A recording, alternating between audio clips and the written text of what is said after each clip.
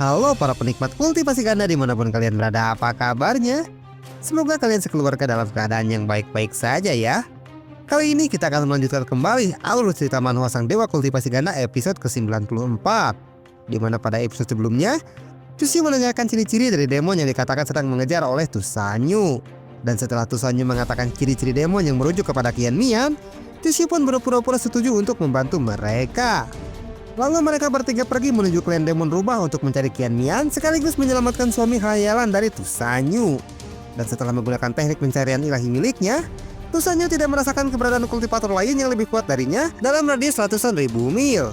Tusanyu akhirnya membongkar penyamarannya dan tertawa dengan keras, tapi dia merasa heran karena King Sui tidak terlihat senang sama sekali. Lalu King Sui malah meminta maaf kepada Tusanyu karena sekarang dirinya melayani Chusyu sebagai masternya yang baru. Tentu saja Tusanyu merasa sangat terkejut mendengar kenyataan itu dan bertanya apakah King Sui sedang diancam oleh Chusyu. Tetapi King Sui malah memarahi Tusanyu yang bersikap tidak sopan kepada Chusyu. Lalu King Sui menyosor Chusyu yang menunjukkan kalau dia sekarang berada di pihaknya dan mengajak Tusanyu untuk bergabung dengan menjadi bawahan Chusyu. Tusanyu pun menjadi sangat marah mendengar hal itu dan langsung mengeluarkan teknik terkuat miliknya untuk menyerang Chusyu. Dan Chusyu pun langsung bersiap-siap untuk menghadapi Tusanyu yang ingin menyerangnya, tapi Chusyu malah berteriak dengan keras dan memanggil Bibi Luo untuk menolongnya. Dalam sekejap saja Bibi Luo sudah sampai di sana, dan Chusyu langsung memintanya untuk menyegel basis kultivasi Tusanyu. Setelah basis kultivasinya disegel, Tusanyu tidak beda dengan binatang buas biasa, sehingga Chusyu langsung mengeluarkan blood energi miliknya untuk menjadikan Tusanyu sebagai salah satu budaknya. Bagaimanakah nasib dari Tusanyu? Tanpa banyak berbasa-basi lagi, kita langsung saja menuju ke pembahasannya. Cerita berlanjut. Blood energi milik Chusyu pun akhirnya telah selesai melahap Tusanyu dengan utuh. Terlihat blood energinya masih melayang di udara karena proses teknik pembacaan jiwa itu memerlukan waktu kurang lebih selama 2 jam. Dan dikarenakan Tusanyu memiliki basis kultivasi yang tinggi, prosesnya menjadi sedikit lebih lama yaitu 3 jam. Barulah blood energi miliknya mulai retak yang menandakan Tusanyu akan segera terlahir kembali. Wajah Chusyu terlihat sedikit lesu karena proses tersebut, dan sambil menghela napas panjang dia berkata di dalam hatinya, mengubah seorang resi agung sepertinya membutuhkan waktu dan energi yang lebih besar daripada yang lainnya. Tidak seperti saat aku menjadikan Tusan King Sui menjadi bawahanku, aku hanya membutuhkan waktu dan biaya yang jauh lebih sedikit dari ini. Akhirnya, blood energi milik Chusyu pun menetas setelah jatuh perlahan ke bawah. Terlihat Tusanyu yang sudah terlahir kembali setelah dia berada di dalam sana selama 3 jam. Dan tidak terlihat adanya perubahan yang signifikan dari sebelum dia masuk ke dalam blood energi. Karena Tusanyu masih belum membuka matanya, Bibi Luo pun berkata, jika tebakanku benar, sebelumnya kau telah memutarbalikkan ingatan dari masa lalu wanita ini dan menggantinya dengan ingatan yang baru sesuai dengan keinginanmu. Sekarang keberadaanmu adalah tujuan hidupnya, jadi tidak heran kalau Tusan King Sui sangat bergantung dan juga patuh kepadamu. Chusyu pun menoleh ke arah Bibi Luo. Dia bilang, luar biasa, apakah kau melihatnya juga? Bibi Luo tidak langsung menjawab pertanyaan dari Chusyu dan berkata di dalam hatinya, Chusyu si bocah kecil ini sudah berani menantang jalan surgawi. Dia memiliki nyali yang sangat besar untuk melakukan hal itu. Ternyata keputusanku sudah tepat untuk ikut ajakannya saat aku tidak memiliki tujuan. Dia tidak pernah berhenti membuatku merasa terhibur seperti ini. Lalu Bibi Luo menjawab pertanyaan dari Chusyu. Dia bilang, cara yang kau gunakan sangat kuat dan unik, tetapi jika kau nanti sudah mencapai ranah Kaisar Semu, kau mungkin akan menerima penghakiman mengerikan dari surga. Jalan surga itu kejam karena tidak memiliki kesadaran, tetapi dia tidak akan membiarkan ada jalan lain yang dapat menyaingi jalannya sendiri, atau membiarkan makhluk hidup di luar kendalinya. Mendengar peringatan dari Bibi Luo tentang penghakiman surgawi, Chusyu tidak terlihat takut sedikit pun. Dia bilang, jangan mengkhawatirkan sesuatu yang belum tentu terjadi, karena seberapa sulit masalah yang akan kita hadapi, pasti selalu akan ada jalan keluar untuk bisa melewatinya. Sementara itu, terlihat Tusanyu mulai membuka matanya dengan perlahan setelah sempat cukup lama membatu saat dia keluar dari dalam blood energi. Tidak seperti King Sui yang langsung membuka matanya setelah dia terlahir kembali menjadi bawahan Chusyu. Di saat Tusanyu membuka matanya dengan lebar, dia melihat Chusyu yang berdiri di hadapannya, dan Tusanyu merasakan perasaan yang tidak biasa karena dia merasa kalau Chusyu itu seperti seorang dewa baginya, yang merupakan alasan Tusanyu untuk tetap hidup dan mengabdi kepada Chusyu. Setelah yakin dengan apa yang dia rasakan, Tusanyo terlihat sangat senang bisa bertemu kembali dengan Chushyu dan langsung berlari ke arahnya sambil tersenyum. Dia bilang, "Master, terima kasih karena telah memberikanku kehidupan yang baru. Aku merasa sangat bersyukur memiliki seorang majikan sepertimu." Chushyu pun hanya diam saja dan menatap Tusanyo yang sedang berlari ke arahnya. Setibanya Tusanyo di hadapannya, Chushyu langsung mengelus kepala Tusanyo. Dia bilang, "Yos, kau adalah rubah kecilku yang manis." Tentu saja Tusanyo merasa sangat senang setelah Chushyu memujinya dan mengelus rambutnya, sehingga wajahnya pun langsung memerah karena merasa sangat bahagia dan semakin mencintai Chushyu. Lalu King Sue mengucapkan selamat atas bergabungnya Tusanyo dengan mereka. Dia bilang, "Master, aku ucapkan selamat atas kelahiranmu kembali." Tapi Tusanyo terlihat kesal kepada muridnya itu. Dia bilang, "Muridku, kau telah mengabdi kepada Master Chushyu sejak lama. Kenapa kau tidak memberitahu gurumu ini dari dulu? Jika kau melakukannya, mungkin aku sudah lama menjadi rubah kecilnya Master Chushyu." Bibi Luo yang merasa kagum atas perubahan fisik dan kekuatan Tusanyo, dia memperhatikannya dengan seksama dan berkata, "Perubahannya sangat ajaib. Aliran darah di tubuh rubah kecil ini telah kembali menjadi murni seperti leluhurnya." Tusanyo pun terlihat cukup terkejut mendengar perkataan dari Bibi Luo yang mengatakan kalau sekarang dirinya sudah sangat mirip dengan leluhurnya yang dulu.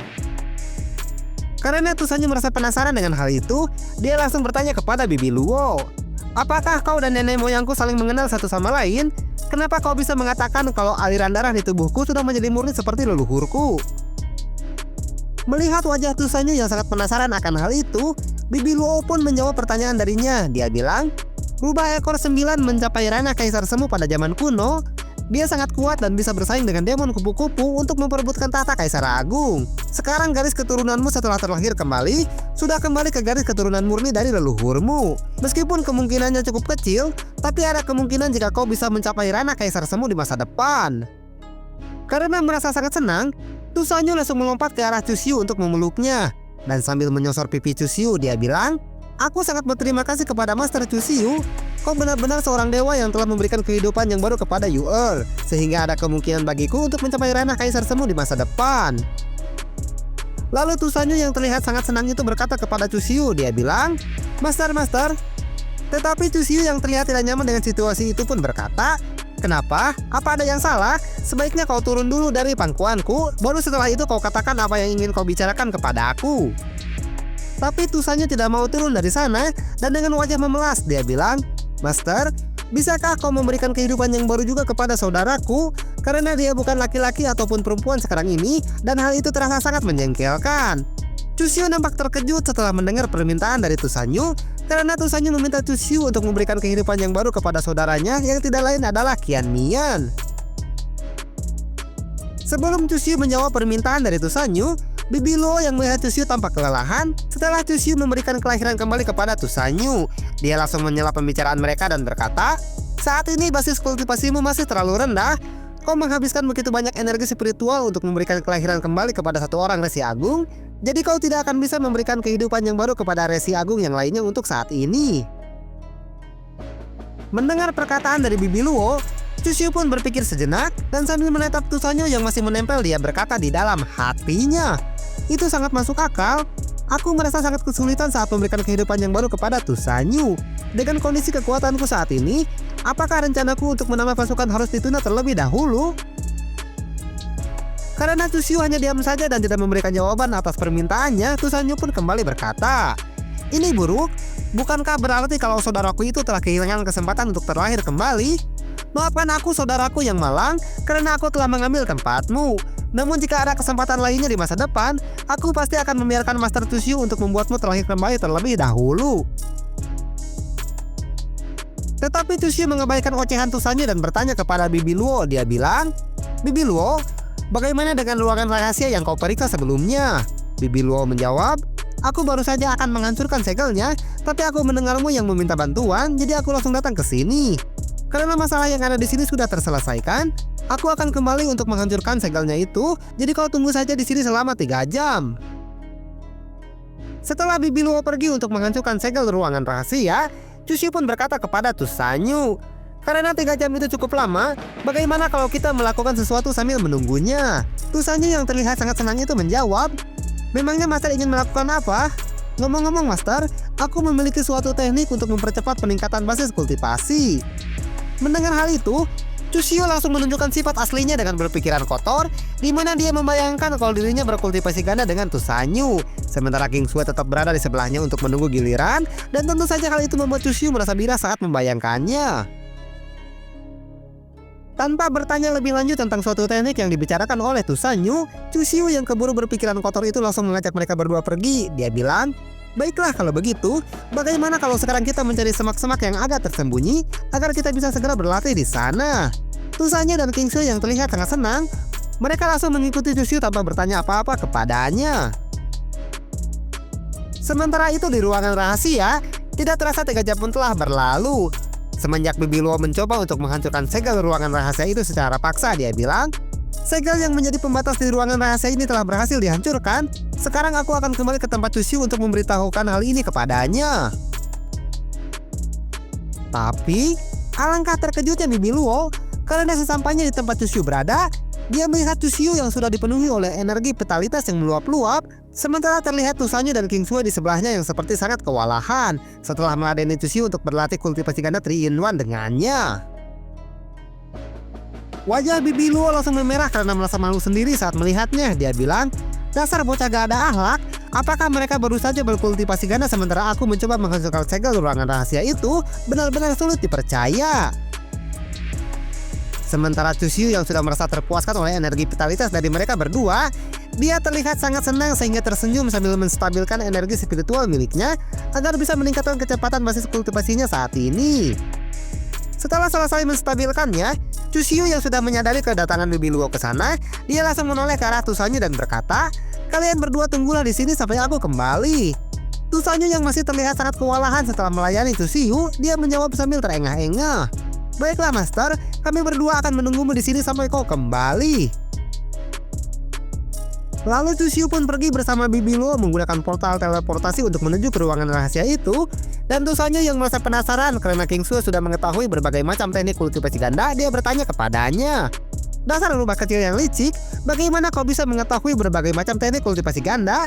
King Sue pun mengeluarkan buku teknik kultivasi ganda yang diberikan oleh Chusio kepadanya. Dia bilang, "Aku mempelajari berbagai macam tekniknya baru-baru ini. Jika Master juga ingin mempelajarinya, kau bisa melihatnya dari buku bermacam-macam teknik kultivasi ganda yang diberikan oleh Master Chusio kepada aku." Tusanyu yang merasa iri karena King Sue sudah menguasai berbagai macam teknik kultivasi ganda, tentu saja dia merasa sangat iri akan hal itu. Dia bilang, "Dasar licik, seharusnya kau memberikan buku ini kepadaku terlebih dahulu sebelum kita melakukan kultivasi ganda dengannya, agar aku bisa memuaskan Master Chusio dengan berbagai macam gaya yang berbeda." Sementara itu Chusio yang sudah sampai di ruangan rahasia yang merupakan tempat bersemayamnya mayat tubuh suci kuno. Terlihat juga di sana danau emas yang merupakan salah satu kemampuan yang dimiliki oleh mayat tubuh suci kuno tersebut. Chusio tidak langsung menuju ke sana dan memperhatikannya terlebih dahulu secara seksama sambil berkata di dalam hatinya, "Kenapa jantungku berdetak dengan kencang setibanya di sini? Apakah mungkin ini yang dinamakan berasal dari tempat yang sama? Karena dia dan aku sama-sama memiliki tubuh suci kuno." Seperti baru saja tewas beberapa hari dalam keadaan sedang berkultivasi, melihat hal itu dalam hati Chusio bilang, "Memang layak disebut sebagai tubuh suci kuno. Jasanya tidak membusuk meskipun dia ditemukan sudah tewas 100 tahun yang lalu oleh penatua Wei Ming." Lalu Chusio menghampiri tubuh suci kuno itu untuk memeriksanya. Dalam hati Chusio bilang, "Tunggu dulu, ada kata-kata yang tertulis di bebatuan ini."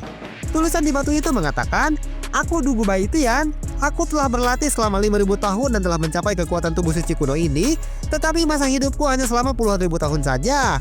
Aku telah bepergian melalui banyaknya bintang-bintang sampai akhirnya tiba di benua ini. Aku telah mencari kesempatan untuk terlahir kembali dan akhirnya aku menemukan sebuah petunjuk." Melihat tulisan yang ada di bebatuan itu, Chusio merasa heran dan kembali berkata di dalam hatinya, "Apa maksudnya ini? Sebenarnya apa yang coba ingin dia sampaikan dengan menuliskannya di bebatuan ini?"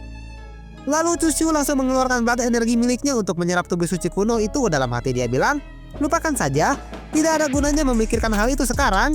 Lebih baik aku melahap tubuh suci kuno ini terlebih dahulu." Tapi, di saat Chusio sedang mencoba untuk melahap tubuh suci kunonya, dia melihat sesuatu yang sangat menarik baginya. Sehingga wajah Chusio terlihat sangat bersemangat dan berkata di dalam hatinya, "Menarik sekali, Senior Dugu, ternyata kau adalah orang yang penuh dengan perhitungan." Rupanya, Roh dari Dugu Bayi Tian langsung muncul ketika Chushu berusaha untuk melahap tubuh suci kuno miliknya. Dia bilang, "Anak muda, kau memang sangat luar biasa. Kau bisa menemukan tempat rahasia ini hanya dengan sedikit petunjuk saja." Dugu Bayi Tian pun langsung tertawa dengan keras dan sambil menunjuk ke arah Chushu. Dia bilang, "Ternyata penantianku selama ini tidaklah sia-sia. Anak muda, cepat serahkan tubuhmu itu kepada aku." Tentu saja Chushu tidak akan menuruti permintaan konyol seperti itu dan langsung mengeluarkan energi spiritual miliknya untuk memulai pertarungan. Dia bilang, "Aku merasa ragu kalau senior Dugu bisa dengan mudah untuk mengambil tubuhku ini." Tapi sebelum pertarungan di antara mereka dimulai, ceritanya malah bersambung. Waktos nasib lagi seru-serunya ya pemirsa, malah bersambung. Tapi tenang naon lah, mungkin topang jeung dewek di episode selanjutnya. Agar kalian lebih cepat bisa menonton kelanjutan manhwa ini, kalian bisa menontonnya di playlist untuk video-video yang telah dijadwalkan dengan berlangganan menjadi membership yang cuma goceng saja. Terima kasih banyak bagi yang telah menonton video ini dari awal sampai akhir. Terus dukung semua channel Jagung Ngora agar kami bisa tetap berkarya di masa depan. Maju dan berjaya terus Jagung Ngora Trout Lovers.